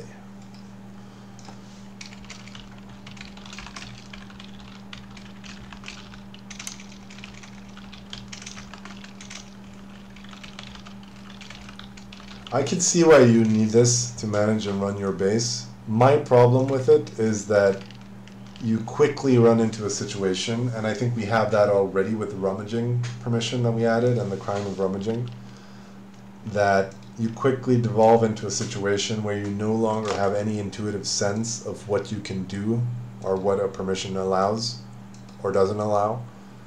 So while I can see the need for like splitting the vandalism permissions, I think there's also a case to be made for simplicity. So, you know, make a rope walk. That is a brilliant idea. Should have marked out that base. Where was it? It was up over here somewhere, right? Or was it? No. It was over here. I don't remember. Anyway, we should because there was flax growing at one of the bases that we went to. So we should scavenge some flax. Point B. We can get some water over here. We can also get knocked out by a boar over here if we're not careful. So I'll try to avoid that. Or a badger. So many dangerous animals. Let's see. Why do you have to drop theft sense to loot a dead body on your own claim? Because you're stealing from the character. You're stealing from the character, and that is considered a crime in and of itself. So that's the answer to that question. Or Dan's TV. And I think that is as it should be as well. I don't think you should be able to steal from a corpse just because it happens to be on your claim, because that leads to a lot of strange incentives. For example, the incentive to build a claim in order to loot a corpse and stuff like that. And I'm not saying that we couldn't program around that, but I'm saying that, you know, you add more rules to the system and the system becomes more complex and the system becomes harder to understand and less intuitive, and this causes problems in and of itself. So we have to keep, especially important systems like that, I think have to be kept relatively simple.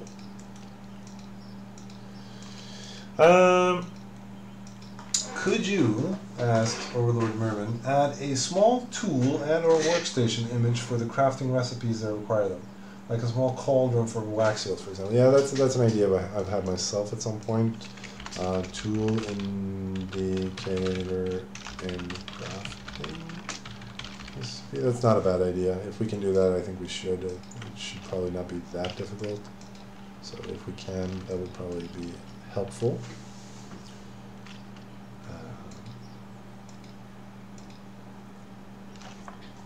Some time has passed since I suggested this, but how about adding a Crusader helmet as cash shop item? It's not a bad idea. Crusader helmet cash shop item.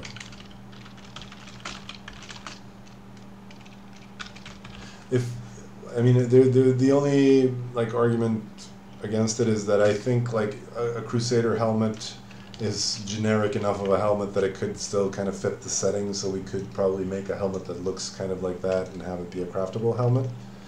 I've tried to steer clear historically of adding, I guess that's not true, like adding, I mean I've added helmets, but the helmets that I've added have always been like super modern. So like, you know, modern combat helmets from like World War I or II. And that's still anachronistic enough that I find that it works for a cash shop item, but I'm not sure like a medieval helmet is far closer to the actual setting that we're trying to emulate here. Mopsy Pacey asks, sorry if this was answered, but why can't we get some percentage of materials when you destroy buildings or anything else that you build?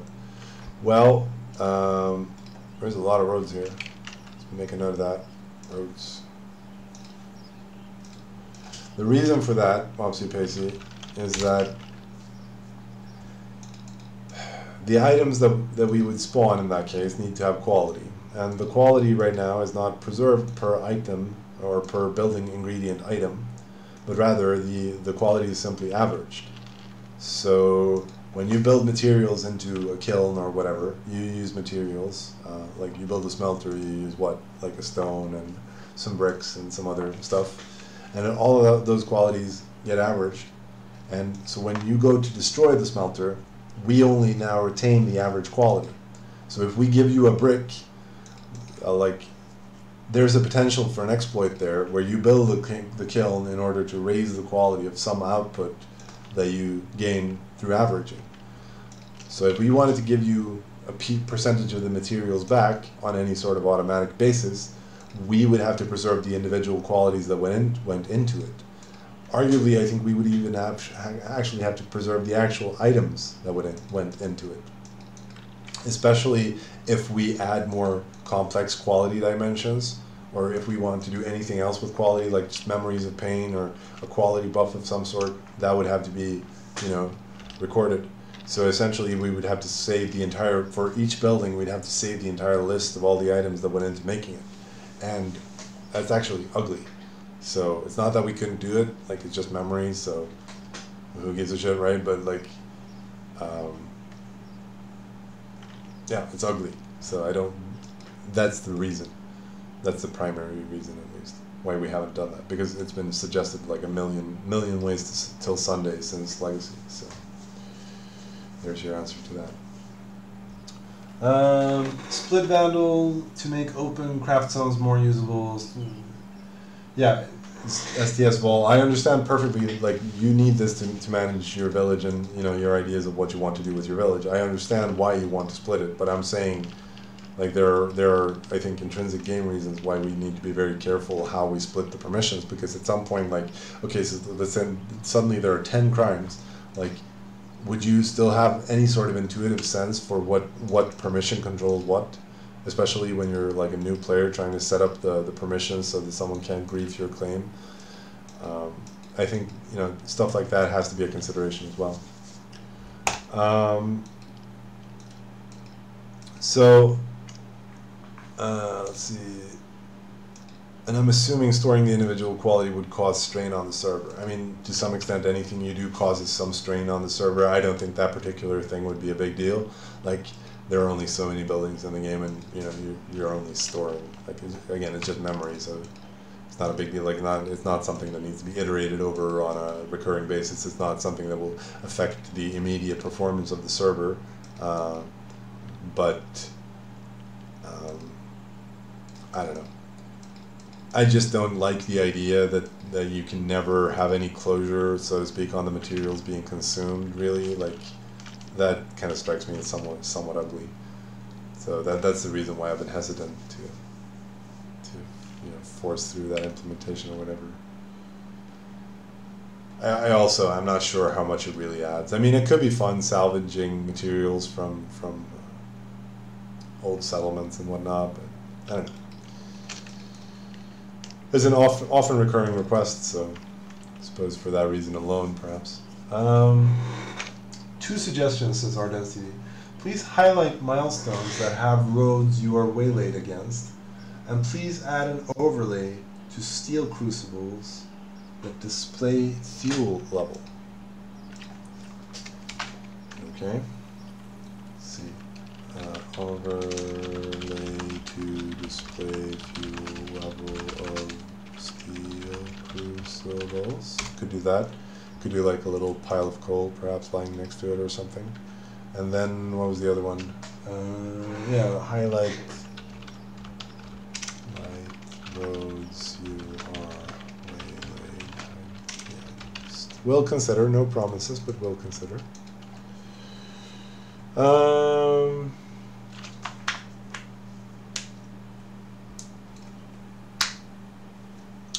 Maybe, says Mrs. Ibakim, rework a little the character creation phase to make it more new player friendly. For example, more info about the inherit character, customization pawn, etc. Absolutely, we could do definitely info about inheritance in CC room, inheritance custom pawn, let's call it. could do that. Those are worthy causes. I don't know. Man, I grew up playing games in, you know, like even the late 80s and the early 90s. Like, there were no such things. There were printed manuals, however, so I suppose that was the thing. My favorite one was the Colonization, Sid Meier's Colonization, like a massively politically incorrect game about colonizing the New World. Fantastic game. One of the best Sid games ever made. Hated the rework that they did using the, what was it, Sid 4 engine, I think. Did not like that one at all. I don't think it was true to the original. But old Colonization, man, that was awesome. It was really, really good. Really enjoyed that game. Played it a ton. I can still return to that game today and like really enjoy it. I think it's a great game. Not only for nostalgic reasons, but I actually actively think it's a good game. I played that a ton, read the manual a ton, like had the manual, read it. Man, I still have the manual, I think. Awesome game. Let's see, couldn't be made today, due to liberal sensibilities couldn't be made today. So like, this is what liberalism does. It destroys countries. It destroys countries, and it's a mental disease. I don't like the pathologically, I don't like pathologizing, shall we say, you know, opinions and things like that, because that's what communists do. But liberalism, man, don't touch that stuff. It's a drug. Like, once you start, you can't stop. There's no end to it. It's just an ontological attack on truth itself at some point. Like, oh, we need to be liberated from kings. We need to be liberated from ourselves. We need to be liberated from all our money. Please implement communism. No.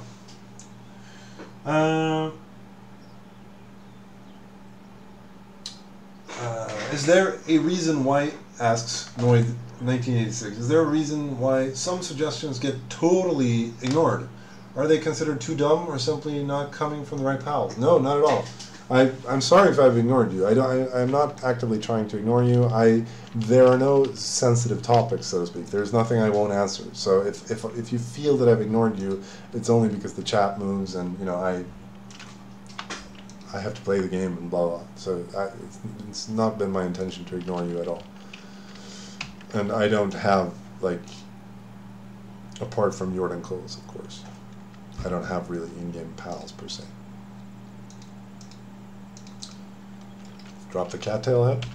Alright, we are coming up on the 2-hour mark, so I think I'm going to call it a night here soon. And our inventory is full, so that is a good point to do so. Again, a lot of fun as always. Really enjoyed this. Had a lot of fun. We'll be going to work again Monday, so hopefully patch night Monday night.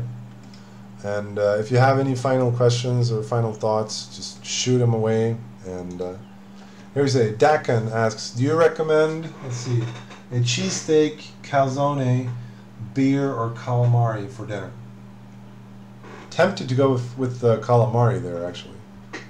But cheesesteak sounds kind of good too, so beer is never wrong. But I don't think beer conflicts with any of the other. I think, you know, you should have the steak with the beer. I think that's the thing that makes the most sense, I feel. Let's see. Yet another live with no walls. Hey, thanks for a great game. Thank you for playing it. Thank you for being awesome. Thank you for being here and playing with me. Thank you for, you know, your time and your attention and, you know, listening to my silly rants and blah, blah, blah. Mescaline says, man, amazing game. Thank you, Mescaline. Amazing drug. Sorry. Never tried mescaline, actually, so I wouldn't know. But see, Noid says, I repeated a suggestion coming from another user because I believed it was interesting and you missed it, so I found it curious. It was skipped twice, that's all. What was the suggestion? Shoot it to me again. Noid, I will pay specific attention to you. What was the suggestion? Please, I shall answer your question. We won't go away until Noid has asked this question again. Mr. Sebakane says, okay, your night, thanks a lot for the game stream. Thank you all. Thank you all for playing the game and, you know, doing what we do, having the amount of love and feedback and support and everything that you give us is amazing, and we're blessed and fortunate to be, you know, allowed to do this, a significant part of our waking hours. I love you all, and it's, you know, it's great to be here and try to interact with you in person. Let's see, Noid comes over here and says, crafter's name on items. An oft-recurring request as well. I'll make a note of it here. Crafter's name on items. My only concern with it is that I think there should be a cost associated with it, because otherwise you're just going to put it on everything, and that seems a bit much. And also, like, do you really want to have, like, axe made by Dudleywood 48 on everything? Like, not sure that's fun, but definitely could consider it. Like, it's an off-recurring request. Yeah, let's wipe or make new servers, assess them all. That's certainly always an option.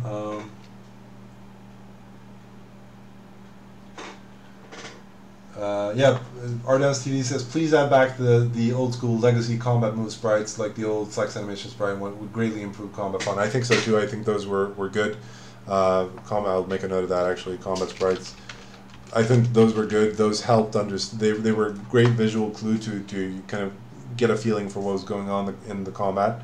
So plus they were fun to make, and I think if we could in a worthy manner transition those from Legacy into the 3D version, I think it would be a great thing to add those back.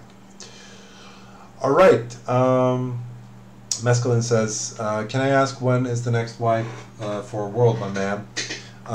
We don't know yet. Like, we're working, and we have several like big milestones that we want to reach before we go for a world reset. So no rush on our part.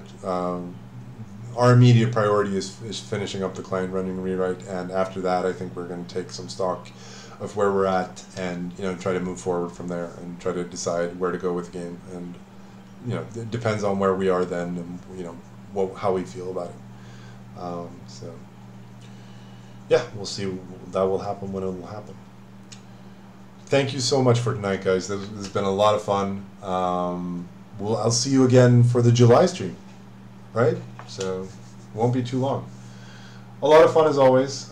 Take care, stay safe in game and out of game, and blah blah blah blah blah. Thank you so much for everything, and kisses and love, and the dab, dual-sided dab. I'll even give you a little dance here. Do a little dance. Thank you so much. Have a good night. Stay safe in game, out of game. Love you so much. Thank you. I'll catch you on the July stream. And I'm always on the forums if you want anything, like any questions. I'm happy to answer. So much love, guys. This was a lot of fun. I'll catch you again in July. Thanks you so much, Cultist, everyone. All right. Peace, guys. Take care.